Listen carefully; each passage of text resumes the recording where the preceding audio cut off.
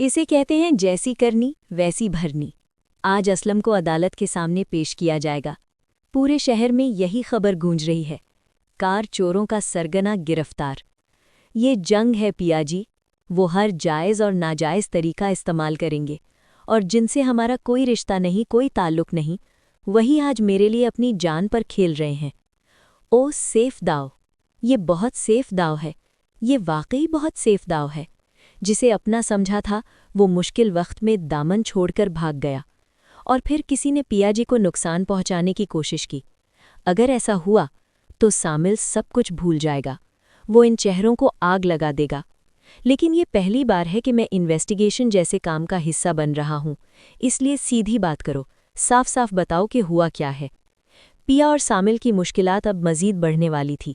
जैसे ही पुलिस असलम साहब को अदालत लेकर आती है, पिया पहले ही वहाँ मौजूद होती है, लेकिन सामिल अभी तक नहीं आया होता, क्योंकि सामिल उस वक्त हस्पताल में होता है। सब यही समझ रहे होते हैं कि सामिल अब नहीं आएगा, मगर अचानक सामिल वहाँ पहुँच जाता है। जैसे ही सब लोग सामिल को देखते हैं, अदालत में एक लम्हे के लिए सन्नाटा छा जाता है। हर कोई हैरान और परेशान हो जाता है। सामिल सीधा इंस्पेक्टर की तरफ देखकर कहता है, मैंने तुम्हें कहा था, और अब मैं चुप रहने वालों में से नहीं हूँ।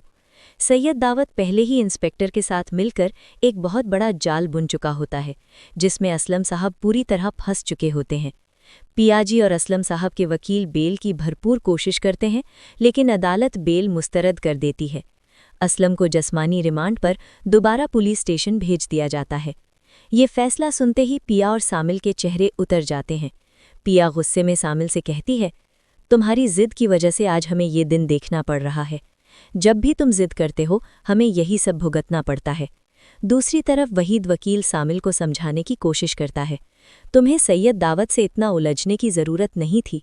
सामिल अपने दोस्त को सख्त लहजे में जवाब देता है, मुझ पर आई तो मैंने कुछ नहीं कहा, लेकिन अगर इन्होंने पियाजी को नुकसान पहुंचा